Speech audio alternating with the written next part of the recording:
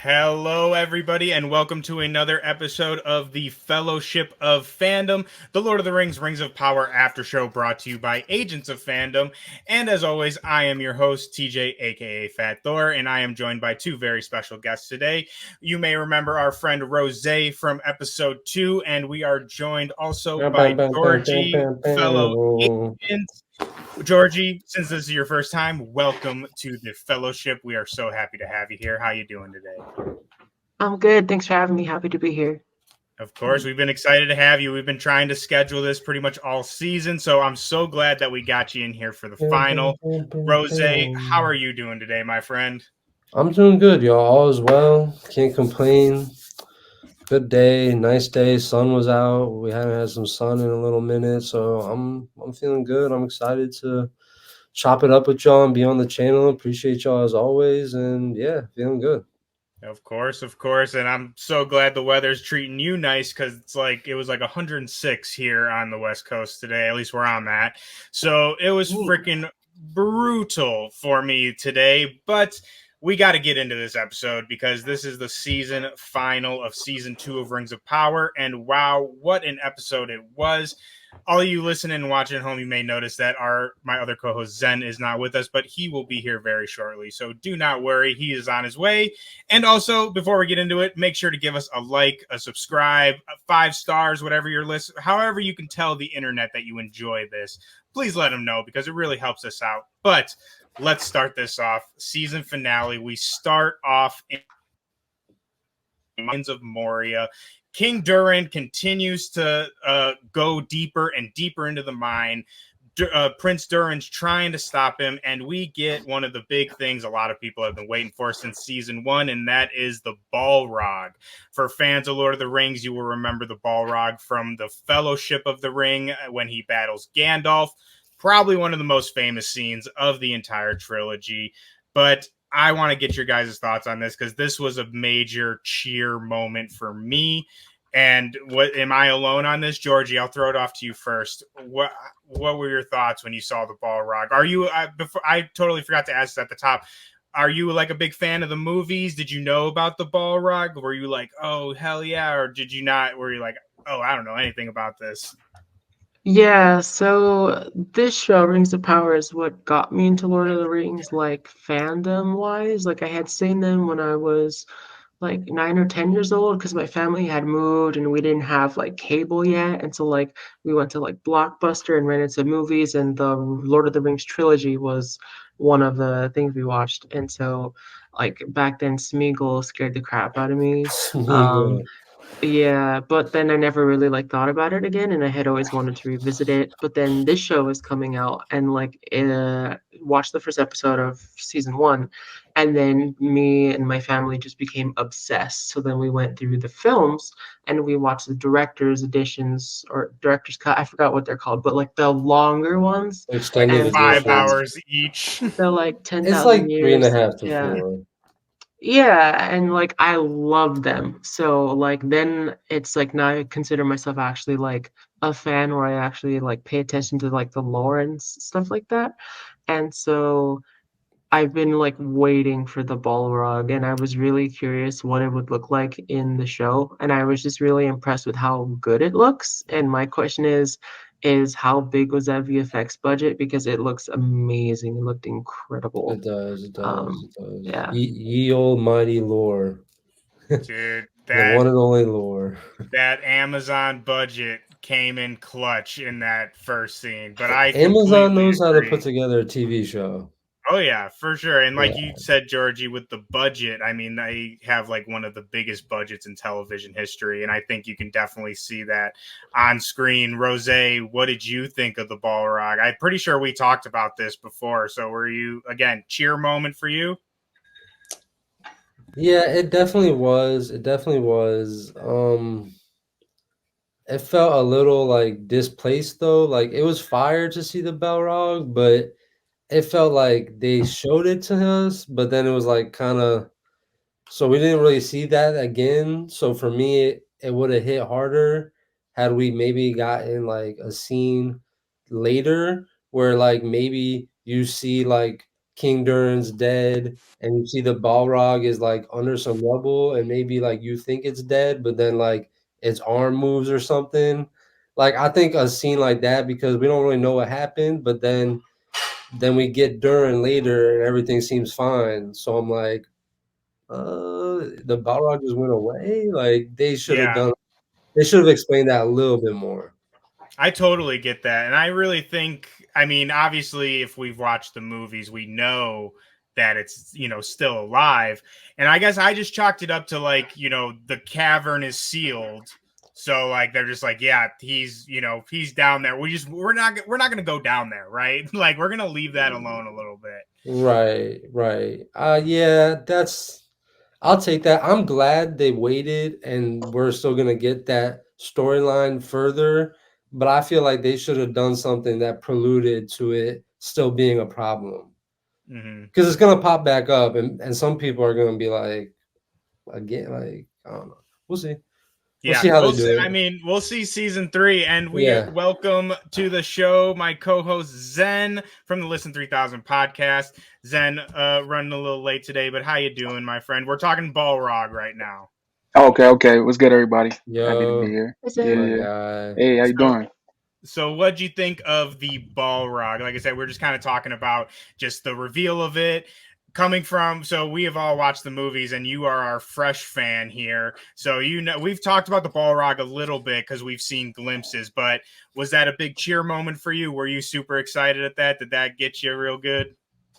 Yeah, man. I was like shocked. I know y'all were talking about that in the last episode we had together, and like I was expecting it, and it was a crazy monster, man. It was a crazy scene as well. Dealing with Durin and his father and all that stuff. So I thought it was epic for sure. They Yeah. put out a lot of stops this episode. Like it was a lot of Mm. craziness happening. That was like it felt like it was a big scene, man. It felt movie like, you know? Mm-hmm. That hammer slash and when he hit the whip, I would have liked to seen like a little second or two of some hands maybe, but Mm-hmm.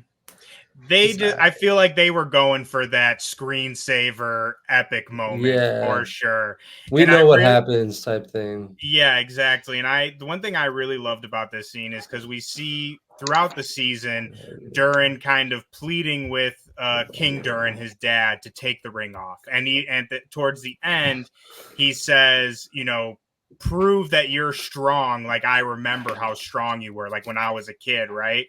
And I really felt like when he goes at that Balrog, like he's proving that strength. And I think you see that. Shout out to the actor who plays Durin. I think you really can see that on Durin's face. So it brought up a question to me that I want to throw at y'all is, do you think that Durin might take that ring? You think he might actually put it on? Because I was thinking again, he saw that at the end, his father didn't succumb to it. So maybe after seeing that, he could be like, oh, maybe I could use this too and not fall as deep as my father did. So, Jorgie, I'll throw that off to you first. Like I said, do you think Durin might take up that ring and start wearing it? Or do you think he saw the bad of it, so he's completely staying away from it? Because we do see he's very skeptical of it from the very beginning. I feel like at some point he probably has to, doesn't he? Because like all of the like mountains get like abandoned or whatever? Because like in the first Lord of the Rings movie, they go to the one where it's like all empty and they're all like gone or whatever because the orcs took it over. So I feel like something still has to like go south from here. I don't know how, and I feel like kind of the clearest cut way would be for him to wear the ring because like thematically that would probably make the most sense of him dealing with all that than have to struggle with the ring himself versus something like getting overthrown or something. So I could kind of see that to make his arc more like tragic, I feel like. Yeah, and we have to remember that the other dwarf lords all have rings as well. So who knows what's going on with them, which we They kind of don't get a have them piece yet. of. Yeah, I thought King Durin gave them to him, or no? No, Did he when it not? looks at the end when he's looking at the rings, it's the one that his dad had, but then it's the other ones around it. Oh, so yeah, we'll probably see a struggle for those for sure. But Rosay, piggybacking off of that, do you think that Durin is taking that ring, or again, do you think that we've seen he's very headstrong about the rings being bad? So do you think that this scene with his father kind of switched his feelings around a little bit? Real quick, I just think he definitely is gonna grab it, and that just means he thinks he's stronger than his dad. So, like you're saying, he can handle it. He saw all that mithril. He wants in on that for sure. They can't help themselves. So it's just like Unfortunately, they're dwarves. Like they just Mhm. like even the best of them, and then it's just like it's shiny. It makes you magic powerful. Yeah, for sure, for sure. I mean, I don't know if I would be able to resist. Zen, what do you think? I'm You think wearing it for Durin's sure. I'm not resisting. Durin's going in the family business? Yeah, I was thinking that like when he took it off, I low key think I low key thought like King Darren was gonna give it to him before the Balrog scene, but he didn't. But then after that, when they did the zoom in on it later in the episode, I'm like, yeah, I feel like he's gonna eventually take it on himself. I definitely could see that happening.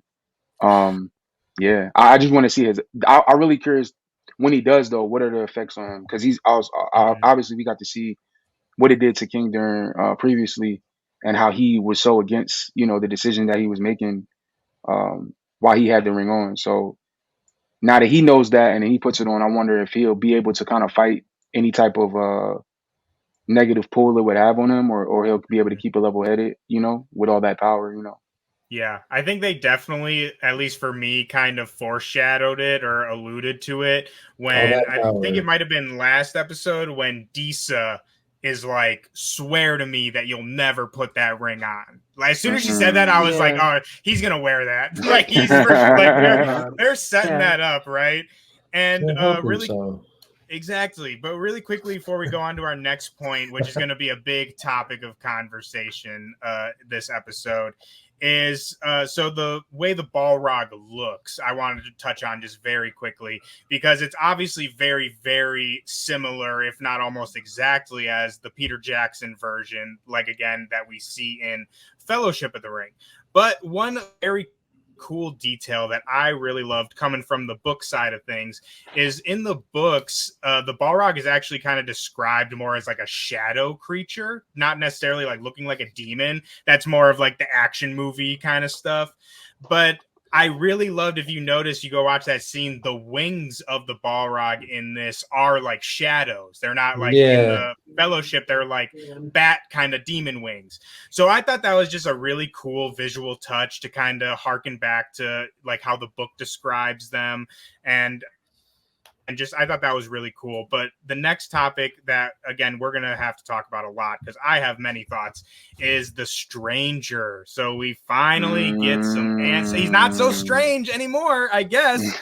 So to we begin knew. this, last episode we see the stranger is left with a choice from Tom Bombadil: either pursue his destiny to find his staff in that big desert or go save Nori. And we see this opens up that he chose Nori. He goes to the Store's village and he meets the Dark Wizard, which we have seen glimpses of throughout this season, but really get a lot more of the backstory with the Dark Wizard here. He explains to the stranger that it was actually the stranger who convinced him to come to Middle Earth. And we get a quick mention of Manway, which is one of the Valar. We've talked about them. They're like the gods of this universe. And so I want to, before we get to more of the big reveals of this, I just want to, what do you guys think of the Dark Wizard finally getting a little bit more screen time? Feel like we've kind of passed through him a lot. Zen, I'll throw it off to you first on this one. Were you satisfied with the Blue Wizard or Blue Wizard, Dark Wizard, or did you feel like they were a little kind of underserved through the season? I felt like I do wish we got a little bit more with him. I felt like the little bits and pieces that we did get were cool. I feel like I know they had a lot to do in this season. There was a lot of characters and a lot of plot lines and things they had to like set up and wrap up. So I felt like I'm hoping next season we get more with the Dark Wizard because I find that part of lore intriguing a bit because we haven't really got wizard like super duper wizard stuff like yet in this show. So like I do hope that we get more from him because it did feel like a little bit more of a tease of like, all right, once the stranger kind of figures out who he is, now we can kind of put them together. Because he even said it. He was like, "Yo, once you figure out your power and who you are, like, come see me," type time. So I'm hoping that leads to way more of the Dark Wizard and you know, in the next season. I agree. Yeah. Yeah, I loved what we got this episode, but I agree. I kind of wish we would have gotten a little bit more of him and his kind of like dark wizard society he's got going on, because they kind of just left that as well. Like we see his little acolytes in like episode 2 or so, and then we never see them again. So I definitely Yeah. hope we get a little bit more of that in next season as well. They Rosé, what did you think? Were you they satisfied with the dark wizard? I like the Dark Wizard, but they could have just told us who he was. We don't need to do the guessing game with every wizard. Like that's we're gonna do that because it's either Sauron or one of the blue wizards. It's like, and they did the whole he's traveling with two halflings. Like they like to copy lines from actors, so it's probably Sauron. But if it's not, it's just like, all right, we're doing the whole we gotta wait another season to find out who this guy is thing. I don't really want that. Um, I think he's a cool character, probably Sauron. So, but see, that would make me understand more which way to lean with him. And then I think the only thing about that intro scene I didn't like was I didn't like the Gandalf force when he like stopped the rocks. It felt too like force. I feel like his thing is more like shield. Like he does bubble, he does shield. It would have been cool if they did a different way of magic there than just like holding rocks. That wasn't that creative for magic for me. Yeah, I can Because see that. And like we talked about, maybe he like doesn't using his he staff. doesn't do telekinesis. Like he does Mhm. magic. Like holding rocks seemed like kind of weird. I don't know. I Yeah, a don't little know about Luke, that. little too Luke Skywalker for you. Yeah, because he doesn't do that. He does Mm. spells. He casts shields and he like creates fire. Like he doesn't like. So that's a little Yeah, picky maybe, but I mean, hey, I can definitely feel that. Georgie, what do you think? Dark Well, Wizard, would you like more, or did you think they left a good enough mystery alive to kind of go more into the next season? well, I didn't even put two and two together that that might be Saruman. Is that a line that Saruman says about the half-lines thing? yeah, in the two Half-line? towers, he's like he's on foot Mhm. with two halflings, and Oh, they it's were definitely Saruman then. yeah Like, because what was it in season one? The stranger had that line about like follow your nose or whatever yeah Gandalf says, and then it was Mhm. Gandalf. I feel like That's with what I'm saying. yeah, I Mhm. feel like with his storyline, there's like from season one, it's always a mystery, but I think it would probably be a little bit more. I don't want to say entertaining, but it's like I think we're ready to just know, like we know that this is Gandalf. Like Yeah, we can take exactly, it, and like exactly. to delve deeper into that lore might be a little bit more interesting. But the show has so many like storylines going on all at once. I don't know that if they are out upfront about it, if they can even really like fully develop it, because then we'd be like they're not giving us enough.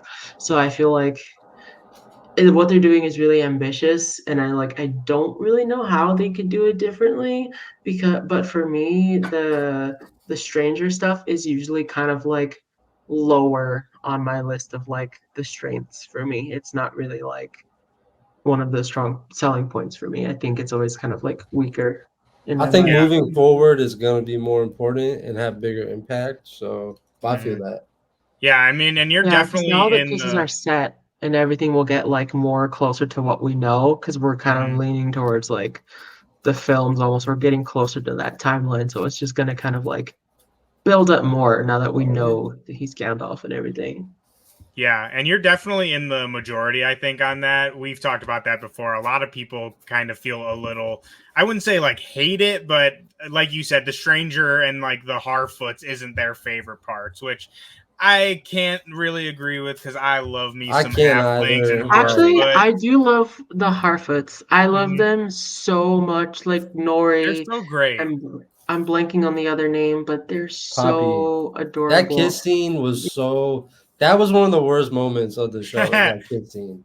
I mean, they're kids, was you know. It's adorable. supposed to be awkward, It right? could have happened, but it was so forced, and it was like the way it was placed and written in was bad. If it had happened Oh. like in the season finale, and something happened where maybe he saved her life, it would have hit a little harder. It was just like randomly in like the beginning of the episode. Hey, And I was Poppy like, deserves love too. Come on I now. was she She so does. adorable. They I they just didn't gotta build it say up. They though, didn't build it up. It was No, I feel you. awkward. I mean, but we're also saying, you know, like we're following so many storylines. I don't know if we could have taken like 5-10 minutes to go down to Poppy and Mary Mac, a little date scene. I don't But know if I need it in the first place. Then you're right.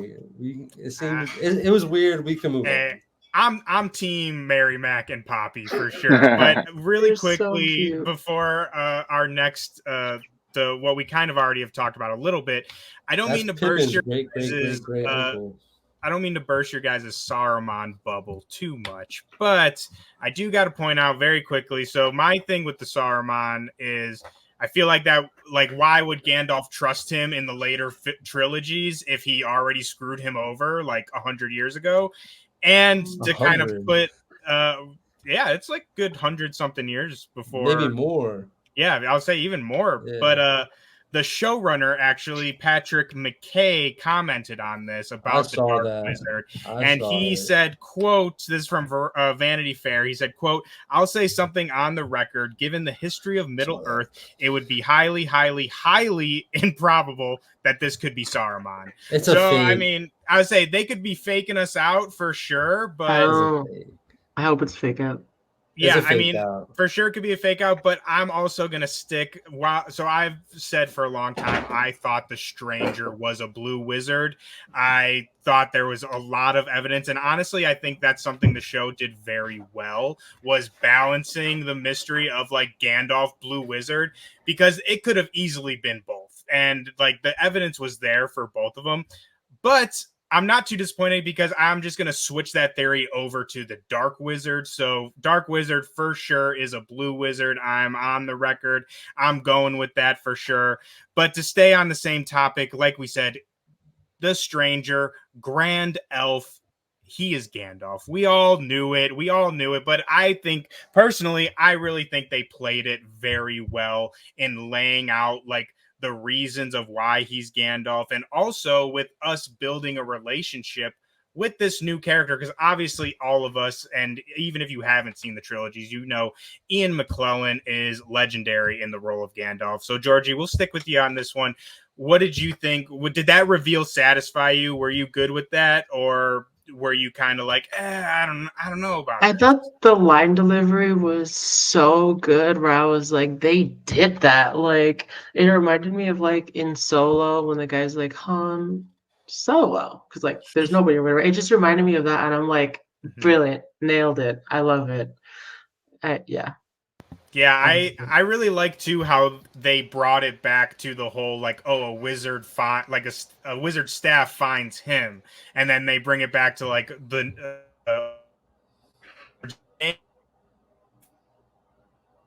and obviously the name comes from the stores calling him Grand Elf, which makes sense because the stores have never seen an elf before, so they have no idea. They just see this big dude, they're like, oh, that's probably an elf. Rosay, were you cheering? I told you as soon as I saw that, I was like, I cannot wait to get Rosay's take on this, because we have talked about it. You have been steadfast on Gandalf this whole time, so were you just like super vindicated in that moment? I was I was just ready for it. I was just glad they didn't milk it out to like a season 3. So when he found his staff, I was like, that's his staff. I feel like how he found his staff. I feel like a scene of him wandering through those woods looking for a staff would have low-key been sicker, but yeah, I think it's good. I'm just excited to see him be Gandalf and step into his bag and cause some chaos, like make some chess moves and be a Some player. ruckus. Yeah, like because he's a player. So yeah, and that was a good analogy on Solo, by the way, because I like that movie and I feel like it was underrated. Oh yeah, Solo, definitely. yeah, super underrated. Good analogy on Solo. And Sorry to ahead. interrupt you, but the staff, I remember watching it and I was like, wait, that's the staff. That's what it looks like, right? Right? Mhm. And then after the reveal, I was like, yes. No Yeah. stone. I wonder what the stone is. You know how he has that stone in it? I actually have a theory on that, but Okay, before let's. I get to that, I want to get Zen's thoughts. Zen, Okay. I know again you're fresh on this. We've talked about Gandalf before, but what were your thoughts, especially as a fresh fan? Was that satisfying for you? Yeah, again, like I don't have any ties to the films or anything like that. So like I That's a, know the name Gandalf. I've seen Gandalf before, like in clips and stuff like that, but I'm not like familiar with the character and the story and stuff like that. So like I kind of got a lot from y'all when y'all were kind of shooting y'all theories out about who y'all think the stranger is. So to see that kind of play out in the show, and they do the parallels between the Grand Elf, Gandalf, I thought that was pretty cool. I do wish they kind of gave us. I feel like again, it's a balancing act with them balancing so many different stories and plot lines. I do wish we would have got a little bit more from that in section of episodes. the world. Yeah, like I wish it would have been drawn out just a In little bit more. episodes. But I think it was dope how they did it, and now I'm excited to see more from him next season. Because He's a again, that's player. yeah, they're in that whole Gandalf, Grand Elf or Stranger, whatever. That Gandalf. whole part of the story has been some of my favorite this season. So I just want more of that next season. I want to see some crazy magic from him. Like I want to. For sure, for sure. And like Galadriel and them, they got the rings. Like I know it's a little fresh, but I was like, yo, she's fighting Sauron. She keep going for the sword. I'm like, you have a weapon, another weapon on you, for real. Like you're True. not. I'm like Adar wanted that ring to kill Sauron with it. Like it's a Mm. weapon. Like but ring of power. But Yeah, I think if that's she would have really like got a good stab on him, then the ring could have had a little like similar to we see the crown stabs her, and because it's like evil and dark, it it was infects like her, it was right? like when Frodo got stabbed. Exactly. That's what it was like. Yeah. But Okay. you mentioned Rosay the stone, and I was thinking about this. I think I have Yeah. a What's good your little theory? theory.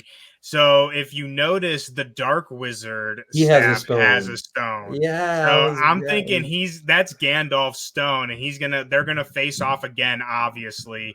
And which I'll say too, that stone is red. Gandalf's is like clear He's slash gonna white. change it to like a quartz He's look. gonna like put good in it, like imbue goodness Lightsaber, or like a something.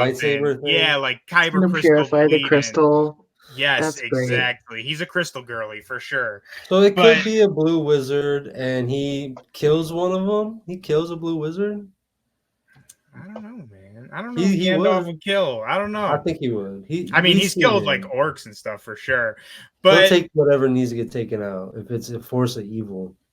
that is very true. That is very true. And I'll subscribe to that. And we can't really talk about this too much because we have a lot to get through, Yeah, unfortunately. let's keep But rolling. Nori decides to leave the stranger. So I really hope that we get more of the Harfoots next season. On their own mission back as a unit. Completely out of the show now. Yeah, so I hope we get to see a little bit of that, and they're just not, left to the wayside. But we have to talk about Celebrimbor, probably one of my favorite scenes in this entire episode. Sauron is just like torturing our boy, shooting him with arrows. We get this really, really great scene.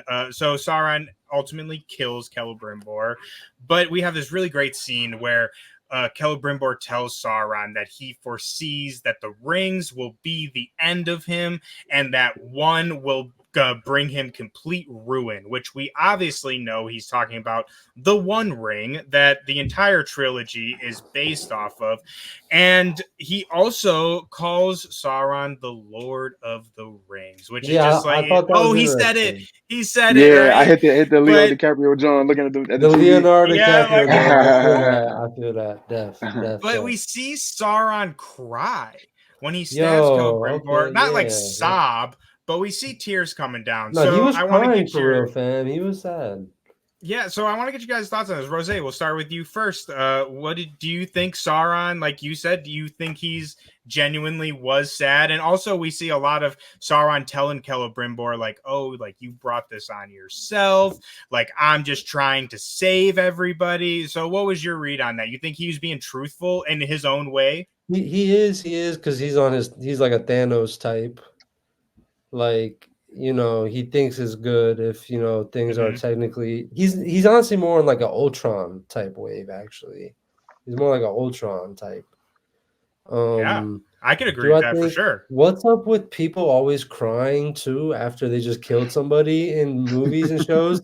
Like they'll kill them and then be like, "Oh no, what did I just do?" I'm like, "You're crying? Like It's you just tough. killed this guy." But It's to tough, your man. point though, it is, but it's like, are we really sad? Like, but I think he was crying because in the books, I know, right? He was with.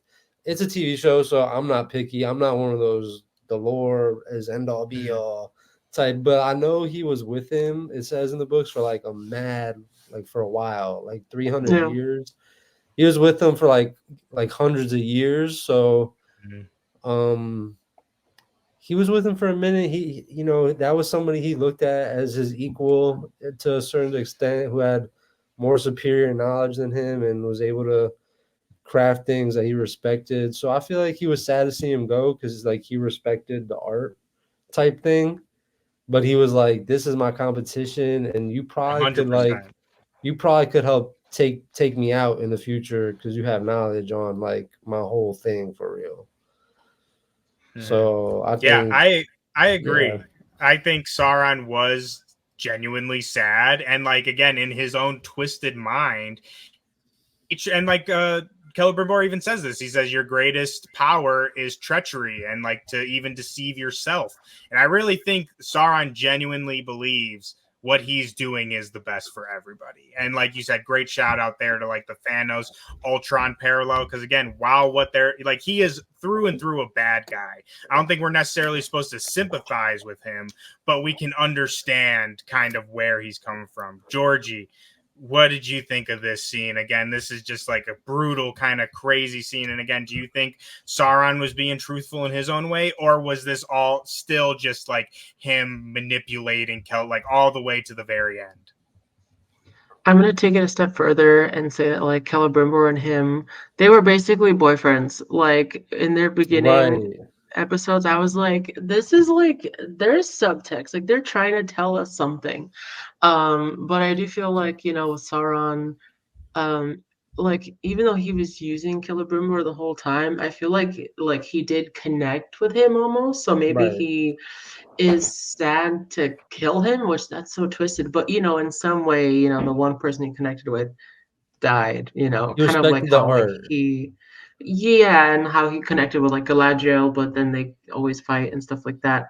But I do think that like what Celebrimbor said to him just really like struck a nerve, like hit a chord in his Hmm. heart. Stabby, Um, stabby.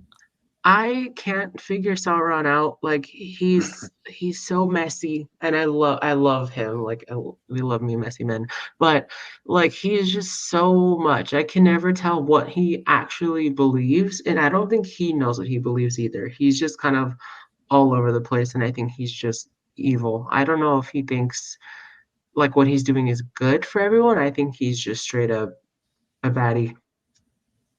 He's a baddie. I love that. And that's such a great analysis, Georgie, One of the because we biggest even Hmm. kind of baddies. yeah, and he even kind of alludes to this in this episode where he says like Galadriel's like, "Oh, this is all your plan," and he's like, "The road is ever winding. Like I just go, kind of take advantage of it, right?" So, like you said, I think he doesn't even really know what he truly believes. Zen, what do you think? Again, just delusion and manipulation all the way to the end, or did Sauron truly believe what he was saying? Man, I agree with everything everybody was saying. Like going back to what Georgie was saying, I think what Celebrimbor said did strike a chord with him. Like I felt like it was like that build up in the scene. Like he was just talking and talking and talking, and then he was like, "Hey, like listen to me now. Like everything you made a trap for yourself. Like you're not gonna win this in the end." And like I feel like deep down he knew what Celebrimbor was saying was true, and that's why he shed the tear because he's like, man, he connected with him, but also like I feel like he knew he knows what he was saying is true as well. And he's just kind of trying to fight against it. So Sauron, such a tricky character. You know what I mean? Like Yeah, the He's depth. such a yeah, he's yo, such it's a like he's going on rascal. my list, Yeah, right? no. He he's like is. going up my list of like villains. You know what I mean? Like some of the Because in top the villains that we've movies, seen. You in the know. movies, he's like a top villain based off just like straight like aura, like low Reputation. key. Yeah, no. Because So does he like talk this, in the movies though? Because I know he's an no, eye. Like he nothing. No. doesn't speak I at don't. all. Yo, so this Mm. version of him really adds so much depth to the character, and I can't lie, y'all, it makes the movies better. Like watching them, it makes it better. Especially that intro scene when Mhm. like they're explaining everything, and now I'm just sitting Mhm. here like we're gonna see that scene, that fight scene at the beginning of Fellowship. We're gonna witness that Mm. at a with Bezos's budget, with the Bezos budget. Are you Bezos kidding me? Them budget. with those It's good. Bezos bucks. Yo, it's gonna look crazy. Like Bro, anybody who's complaining right now is like not gonna be complaining when we see Gil-galad and Elrond going crazy with Elendo. It's gonna be so crazy. Oh yo, my god. even Which, by a the lot of way, shots. Nah, go. I'm done. oh, just with back to Sauron, that like Charlie Vickers did not know he was Sauron when he I showed saw up. that. He found out on I the saw job, that. which is Which just makes even sense, more impressive. honestly. That wasn't part of his. He didn't know that going into it. So the fact that he's able to pull this off so well is just very impressive. And that scene with him and Celebrimbor, where like Well, he's on he the knew floor it and they're by then. arguing, was like that's the clip that's gonna play at like the Emmys if there's like awards nomination. Like I just know that scene Hmm. is gonna be big. Yeah, Yeah, dude. Charlie Vickers is absolutely amazing. We've been praising his performance this entire season. And Georgie, I want to bring up a really quick point that you brought up as well, is when you said like what Celebrimbor said really like kind of hurt Sauron's feelings. I 100% agree. And going to Charlie Vickers' performance, we've talked a lot about his kind of facial switches. Like, he's like, oh, like, I'm your friend. And then on a dime, he's just like, oh, I'm bad. I'm a bad guy now, right? And I think he did that perfectly. Like you said, when Celebrimbor told him that, he's like you could tell he was pissed. So shout Yeah. out Charlie Vickers. I mean, one of the best performances of this season. Like I said before, he needs to be a star after this. I want to I'll see him probably in a say lot that. more I stuff. agree. I agree. He is so good. And one quick thing I want to mention is little Easter egg for everybody. I think it was episode 1 or maybe episode 2. Galadriel has that vision of Celebrimbor in Linden, and he like gets thrown onto the tree and like raised up, and he's like the 7 rings of Dor, like talking crazy. That's what we see here. That's what she was seeing is Wow. a Sauron staff. Obviously, we didn't see the staff and who was, but that's what was happening. That was his death scene. So I thought that was a really cool callback to that vision and a little Easter egg. But before we get to the big Galadriel Sauron fight, really quickly we have to go over Adar. So at R.I.P. Oh, Adar, great R.I.P. Adar. character. Great R.I.P. our character. boy Glug. Justice for Glug. I'm Is he our starting boy? the Is he? R.I.P. our boy Glug. That was tough. But we see Adar is wearing Galadriel's ring, and we actually see his true elven form, what he looked like before his corruption of Morgoth. And not only that, but he straight up is like, yo, I don't want to be a bad guy anymore. I don't want to do this. I will help you. We can do this together. It's going to be great. And that really surprised me. I was not expecting that, but it does not last long.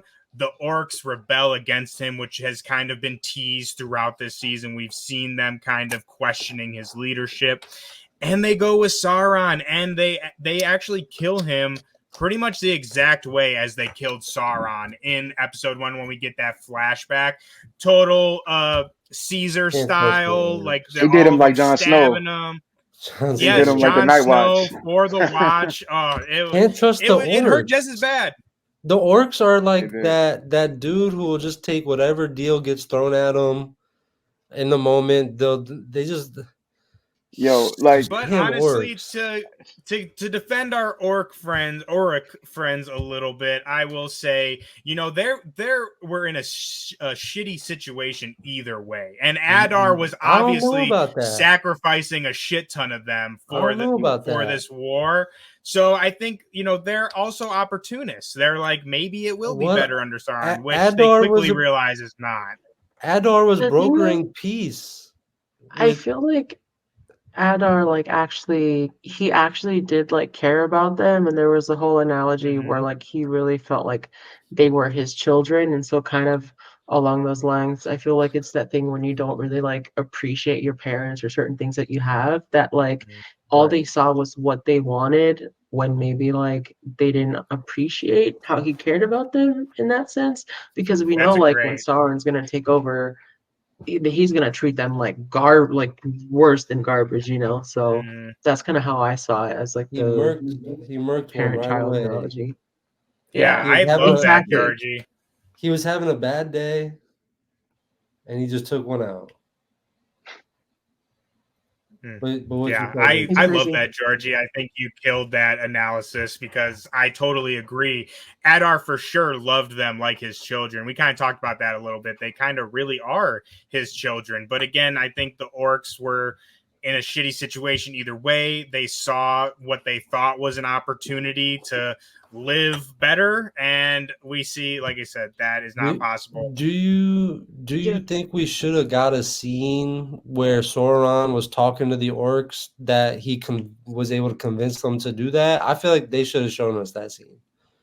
I can agree with that, but also I can also agree with maybe it wasn't necessarily needed, just because again we know the situation the orcs were in. We see them questioning Adar and kind of being like, "Oh, I don't know about It all this." wasn't many So orcs. no, it was just a little group of them. But I That's what see I'm saying. again, great deceiver. Probably not too tough. If he can deceive Celebrimbor, probably not too hard for him to convince a group of orcs to be like, "Yo, I'm cool. Like, we're tight," you know. It Zen, would have what been do you cool think? to. This whole Adar scene, Adar's true face. What'd you say, No, Rosay? no Sorry. worry. I'm saying it would have been cool to see just what he said, like what he offered them. Yeah, I agree. I'm not disagreeing with you. Yeah, I'm just saying, I can also see why they might have not included it it. wasn't make Zen, or break. yeah, not make or break for Yeah. sure. Mm. But It was Zen, what do crazy, you man. think of the They Adar they and the orcs? they did Adar dirty, man. I know he was trying to get his redemption arc, and then they just Jon Snowed him up. Jon It was a Snow. bad Mm, John. I was again like I know Rosa, you were talking about adding that scene, but I feel like to me, again, I don't know what's happening next past this, so like it was a shocking betrayal to me because I'm like, damn, he's the only one that cared about the orcs in this whole show. Like you hear like how yeah, everybody talks about the orcs on the show, like they talk down on them any chance they get. Even Galadriel was like, yo, I killed more orcs than any elf. Like, why are you even why are you even messing with yeah, me? You know what I mean? But it just was crazy. Like it goes back to a lot of stuff we were talking about before, like how this show gave context to the orcs. We got to see some type of humanization of the orcs. And this to me kind of threw a lot of it out the window. It was just like, Yeah, dang, it like did. It I like did. I like I can't trust y'all no yeah. more. Like Yeah, I Honestly, I don't care think how about you. honestly, I think Okay. it was that really was a good point. sad. I think it was really sad, honestly, because like, I think I agree with all of you. Is I think again, Adar really loved them, and when he makes that proposal to Yes. Galadriel, I think that he 100% intended on defeating Sauron and then Hmm. just taking everybody back to Mordor, living their life. Like, we're not going to mess with you. You don't mess with us. And I just thought it was really sad that we see, because obviously, again, we know how the orcs end up, like just under Sauron's heel through fear and torture. So it was like, oh, that was their chance. Like they could have had a chance and maybe not have That was turned their out chance. super evil, So I thought that was Yeah. really kind of sad and how they brought that full circle. And oh, I feel like I had something else. Oh, I really quickly I wanted to say I thought again with Adar's true face, I thought that was super interesting. Rosé, kind of how you were talking a little bit about the power of the rings, is Yeah. that was a great visual representation of like what the ring, at least the elven rings do. Is They're we've more talked about this. healing. Yeah, we talked about it a little bit. Is the elven rings are really they ward off like weariness, decay, darkness. That's why in multiple hundred years later, places like Rivendell are still like pristine and like the elves never really age. Like everything seems perfect. So the fact that when Adar puts that ring on, it returns him to that form and again takes away that darkness. I He thought needed that a was really tan. cool. Yeah, gave him a little tan too. He was No, I looking said pretty, man. He I said looked he great. needed a tan. Oh, he needs a tan. Yeah, Yeah. little pale, my guy. But I mean, if you're Up a in 1,000-year-old tortured elf, I can kind of give you a little pass on that. No, I was kidding. But it's all jokes here. But we got the big part of this. Obviously, big part Gandalf. We talked about Galadriel, Sauron facing off. Finally, this has been building since season 1, and I thought it was great. I'll just say my thoughts first really quickly. I thought it was fantastic. I thought they really delivered on all the tension that has been building again since season 1. So I want y'all's thoughts on this. Again, was this fight satisfying for you?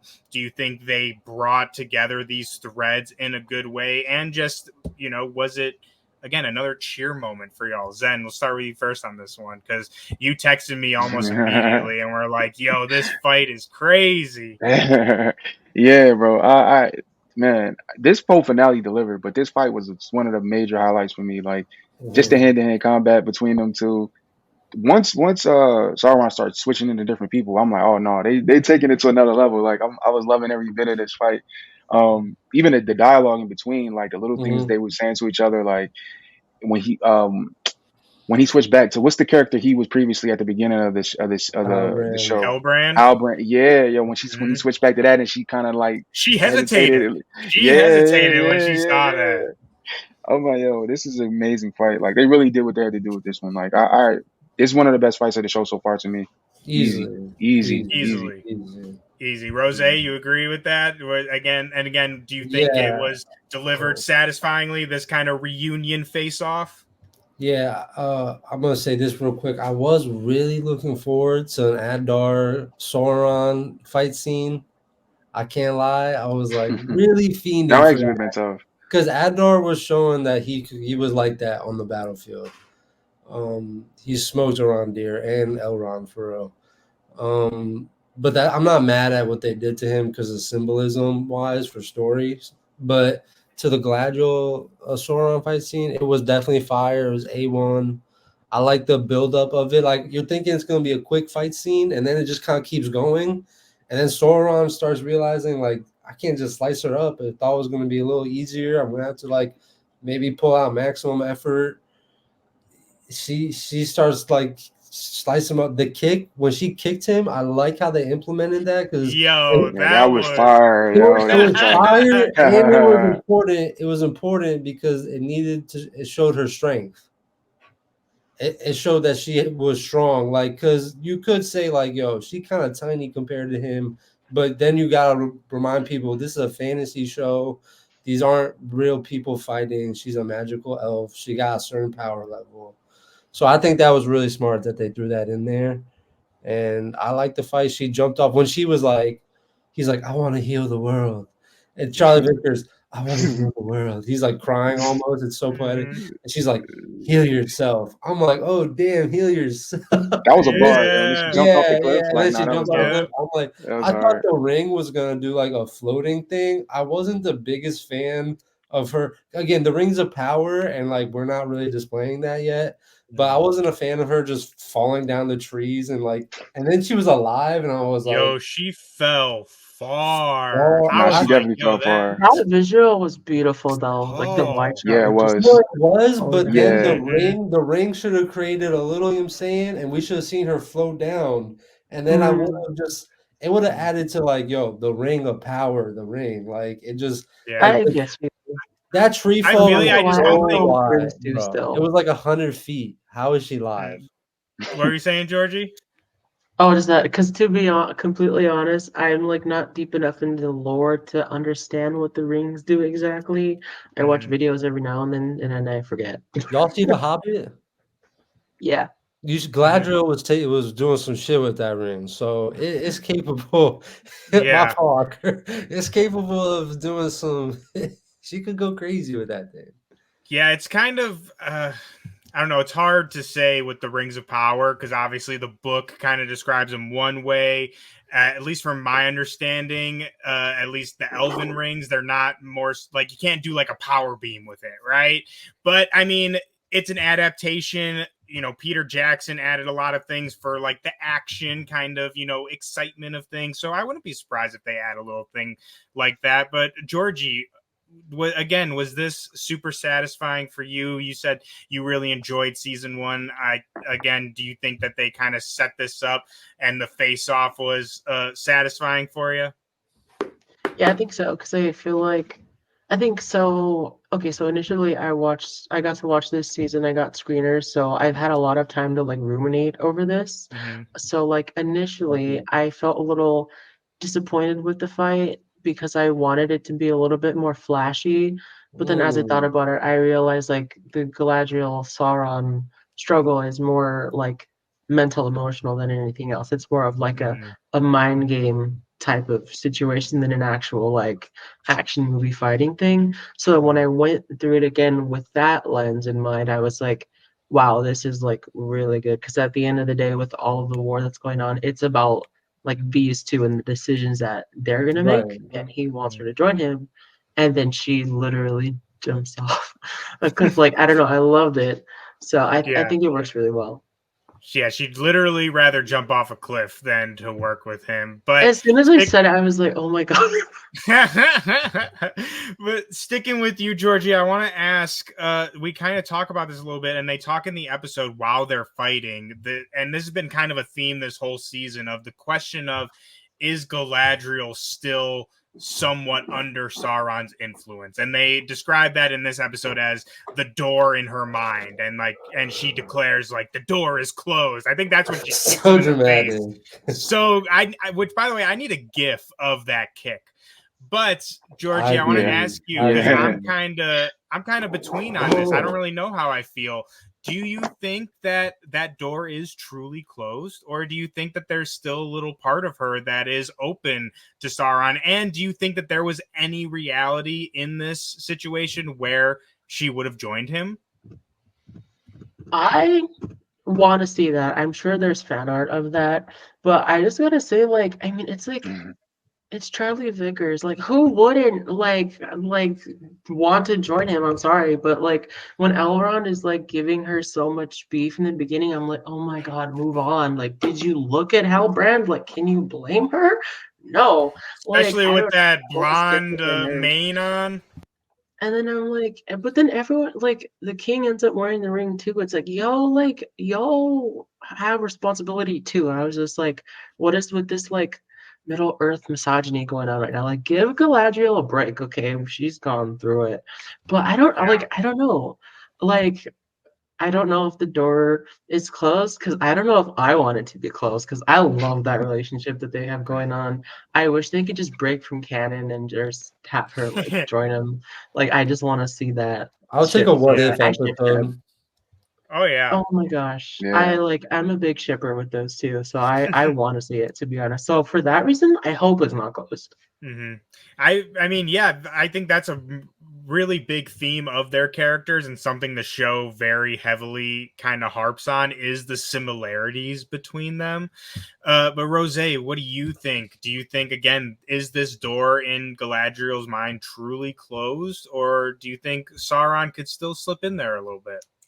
Yeah, I feel like the internet sensation of like them being like a thing is kind of a little over romanticized. It's mainly because they're two attractive people, but um, they never really were like she, like she, they had like moments of like genuineness because she thought she was on his side and he was a good guy, but her mission was just to always get him. So she still kind of like, in my eyes, was always right back to getting after him as soon as she figured it out. Like it wasn't like she thought he was somebody else.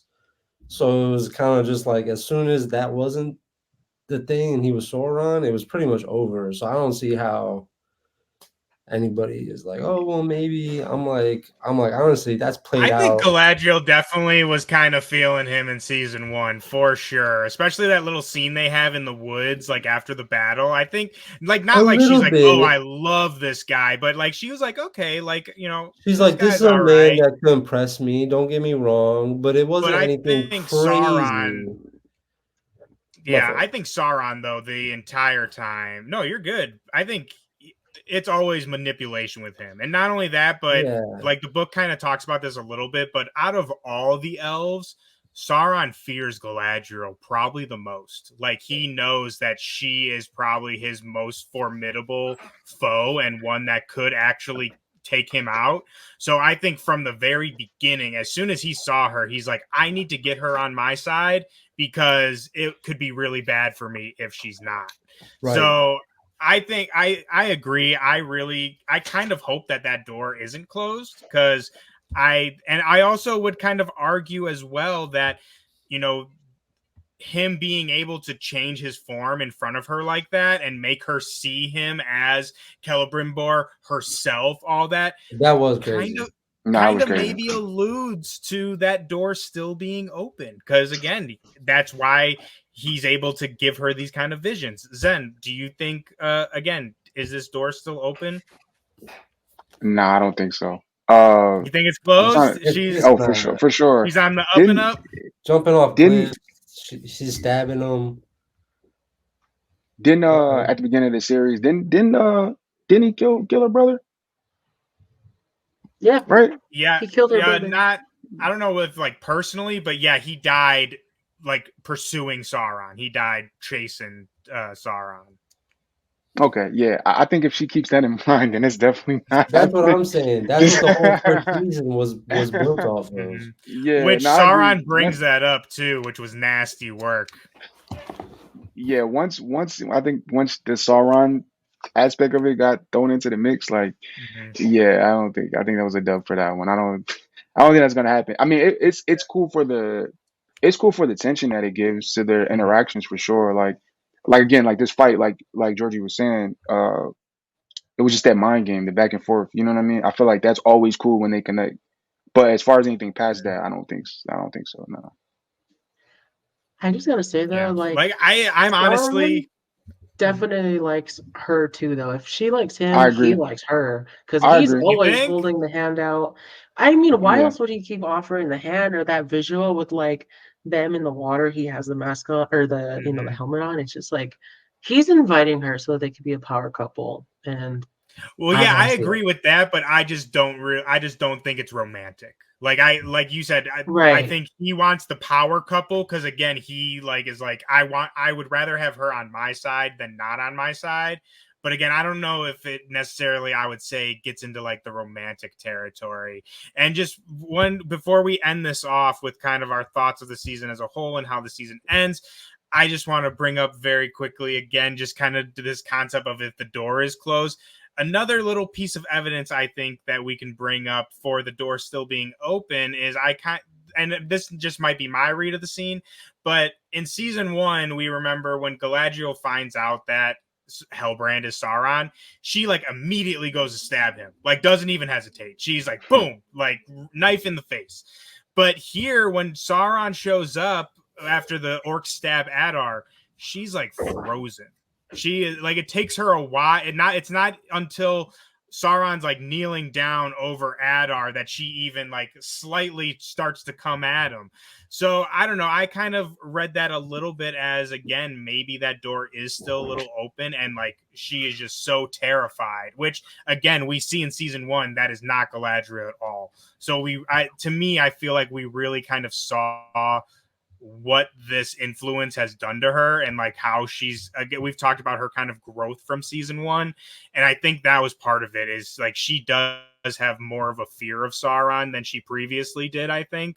So I really don't know. I hope the door is open, but I can agree also like you said, Zen and Rosay, of that it's over now. She said herself the door is closed. But the episode ends off, while this whole season was kind of bleak, we end it off on sort of a high note. I mean, everything is basically destroyed. Oregion's gone.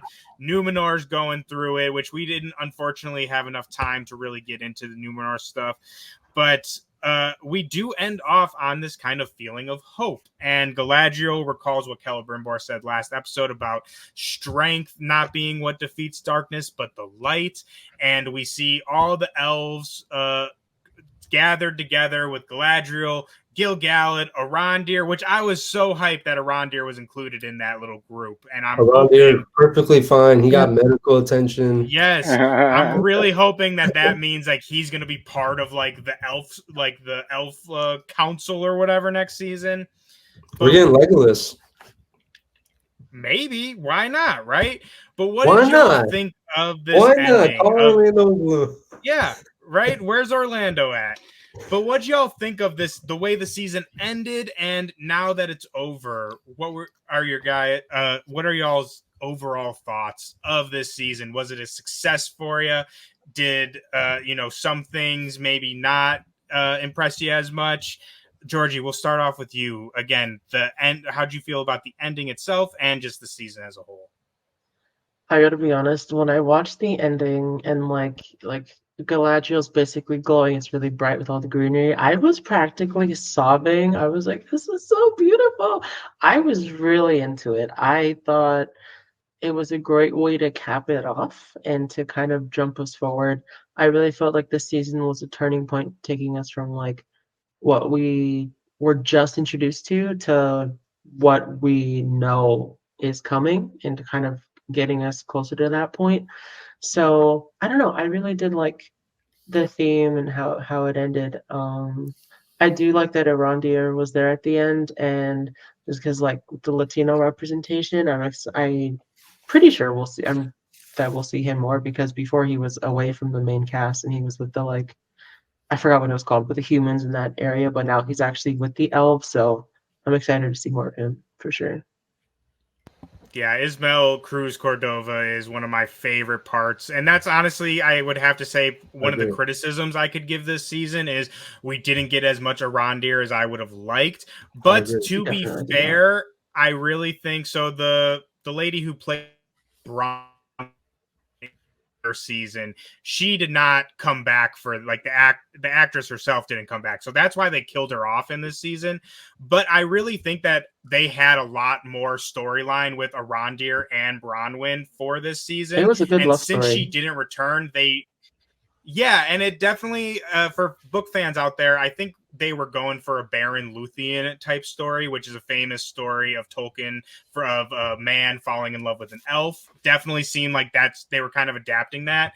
So to be fair, I think they really had to shift his role, which unfortunately resulted in less of him. So again, season 3, I'm really hoping we get more. But Rosay, how did you feel about the way this season ended and season as a whole? Season as a whole was good. I'd say it was like an 8 out of 10 season over House of Dragons season 2. For comparison, if people need a comparison, I think this episode was a strong ass finale. I think my only issues were, obviously it was a lot. I think 10 episodes really would have been able to do this 100% justice with plot, but outside of that, they still did it well. I'd say my only major concerns with this episode were they should have referenced the Balrog at the end. Like he should have had a scene with Durin's dead body and the Balrog, maybe he's still alive, standing over him. That would have been cool. I think a Sauron end scene, in Mount Doom, maybe would have been cool. I think Gil-galad, his aura was on 10,000. He just pulled the sword out. He didn't even say anything. They went crazy for that sword. I love Gil-galad. What else? And I think the dwarves coming in, it felt a little the dwarves. It would have been cool to see Durin be yo, we're going to send help. And then it would have been cool if we got a little bit more of an appropriate introduction scene. They kind of just swooped in, shot some crossbows, and they're we're overrun. I'm it was that many doors. Like y'all just got ambushed by doors. It just felt super rushed. That was probably my biggest complaint. Was that I could agree with Rush, but I don't know. That got me hyped when I heard, like, when you hear those it horns got and me it's, hype, but they didn't sell it. I don't know. I was sold. And I was speaking of Gil-galad. I said I love Gil-galad. I love I do that like scene. So the Gil-galad. dwarves arrive, and he's like, "The dwarves!" Like the way Don't he get me says wrong, it, I like was hyped, he but I thought it was chewed gonna that be a line up. crazier scene because that whole scene in the Mhm. courtyard when Elrond, and by the way, Elrond torches that one orc. Yeah, I'm that like, was Elrond's sick. going crazy for real. But that Mhm. whole scene in the courtyard was one of my favorite scenes because we in Lord of the Rings, you don't really see anything like that where like your main characters are in like a orc ran city right now. You know what I mean? Like that was like my favorite scene, maybe outside of the Galadriel Sauron fight. I think looking forward to season 3. There's a lot of heat coming. I think we're in the war type vibe right now. We're gonna get way more Numenor. We're gonna get the fall of Numenor, the creation of the One Ring. We're gonna get, Elendil with the Narsil sword doing some action, going crazy. Gandalf has got his staff; he's officially in Mhm. play. So it's just gonna get crazier and crazier. So I'm ready. Yeah, a lot of people stepping into their roles, especially like the roles that they will have in the future. Right. Zen, what did how'd you feel about this ending? Was this a good ending for you? And now that season is over, I mean, we've reviewed every single episode this season, but now that we can see it in full, what did you think? Man, I really enjoyed this season. Compared to the first season, I do feel like the first season was I don't want to say slower, but it was a lot Oh, it was Just more. slower slower. for sure. Yeah, I okay. would All right, say all right, all right, slower. all right. Cool, cool, cool, cool, cool. So yeah, first season was slower. This was like I felt like this started off strong and it just kept it going. I feel like each episode got better. And then this finale was amazing to me. I said on Twitter, like, this has to be like one of the best finales that I've seen in a long time. And I Yeah, I stand on agree. that. Like, it really was, I feel like it was a really great way how they wrap things up, but also set things up for the next season. You know what I mean? Mhm. It was action packed. Like you were saying, I feel like Game of Thrones need to take some notes when it comes to some of the action in this show because they really gave you action. You know what I mean? Like, I felt And like satisfying action too. satisfying action. I Mhm. definitely agree with that. Yeah, I had a great time with this season, man. Like, All those I dragons. yeah, right. I feel like this season really solidified me as like being a fan of like this franchise and what Watch the it's going. movies. And I'm Watch the excited movies. to see. Yeah, I'm gonna wait till the show's over and then I'm gonna watch it. Really? You're gonna wait 8 years? Is it that long? You think it's gonna be that long to the? How many seasons is it supposed to be? It's 5. so 3 more Five. seasons, and it's like a year and a half in between each one, maybe 2. Okay, I'll wait. I'll Probably wait if be it's long. Hey, no, it's Zen's in only it for the long haul. Don't wait, bro. I kind of respect that though. I like that. If you can I actually like do because it's manage gonna be a that, I love crazy that. tie-in, and then those movies are really gonna be hitting, but they're already Yeah. gonna be hitting, bro. Okay. Zen's got a Oh. strong will. He's got dedication for sure. But I I like I that just because have it's an to echo. experience no one else will have. True. Right. That is very true. Yeah, hold out, Zen. Hold out. I'm with you now. Hold out on it. But I just gotta echo everything y'all said. I thought the ending was great. And like you said, Zen, one of the best finals I've seen in a while, Yeah, I would say. definitely. I really feel like there's kind of a problem lately with finale. At least for me, a lot of finales have been falling short for me in the past like Marvel. year or so. For sure. So I really loved it. I thought with all the elves cheering, it just got me so hype. And it goes back to a point we talked about last episode too, with the sun. It ends off with the sun shining over Middle Earth. And to me, one of the main themes of Tolkien's work is that theme of hope, and that hope is always alive no matter how dark things get or how bad things seem. And again, things are really, really bad pretty much for everybody in Middle Earth right now. But hope still lives. So I really loved that. And that's going to be all we had. The season, I can't believe the season's over. It's been 7-8 weeks already. We've been doing this show. Shout out Zen for doing this show with me. We started this together. I cannot thank you enough for co-hosting this show with me. It has been an absolute pleasure. Jorgie, Rosay, thank you for joining us for this final. Before we get out of here, Jorgie, let the people know where can they find you. You got anything you're working on that you can plug, that you want to promote? Yeah, so you can find me on all social media at Jorgie Writes, and my name is spelled Jorgie. Writes like writing paper, something. I do film journalism, and I'm actually working on an article for Agents of Fandom right now, so that should be coming out soon. I'll be writing for you guys. Let's go. Always loving new agents coming on, and we're so happy to have you. And again, so happy we got you on here for the final. Rosay, tell the people where can they find you at? What are you working on? What can you tell us? Oh man.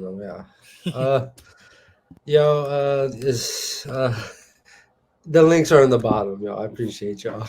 And we're working on a lot every day. We're trying our best. Keep up with Rosay, people. I'm telling you, we'll put the links all in the description. And also check out our second episode with Rosay as well to hear our thoughts on that. Zen, the people already know, but let's remind them again. Obviously, Listen 3000 podcast. I know you guys just recorded an episode tonight. You're coming fresh off of that. So when's that dropping? When can the people expect that? I'm hoping to get it out by Monday, man. It was a great episode. Talking about all the latest stuff. You know how we get down on List 3000. But yeah, man, it was great. It's been a great time. I thank you, Thor, for us getting to do this again. We've done a few shows together, and I'm hoping we continue to keep pushing forward and doing more shows together. It's been a great time. Again, like I said before, I didn't really have like a background in the Lord of the Rings franchise or anything like that. So this has been a dope experience to be able to watch it and discuss it with you every week. And it's been dope, man. I had a great time. So yeah. It has been too much fun. It should be illegal how much fun it's been. And don't worry, everybody. We will be having another show. I can't stay away from my my bros at the Listen 3000. So there will for sure be more shows in the future. Everyone who tuned in over this season, thank you so much. Let us know in the comments, what did you think of this final episode? Was it satisfying for you? And what did you think of the whole season?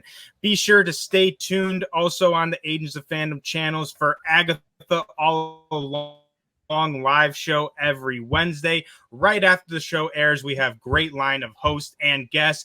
Also, be sure to tune in to Penguin. That is going to be every Monday. We're doing a Penguin after show going over all the latest episodes. Penguin.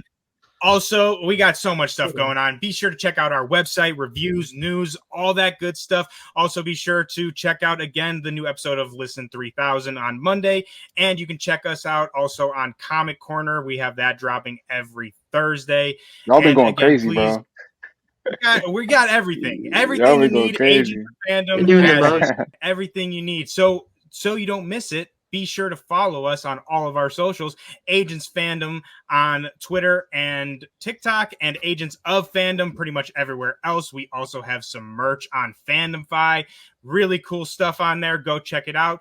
But that's going to be all we have for the fellowship. Hopefully, we will see you all in 2 years. Thanks for watching. Oh, my goodness.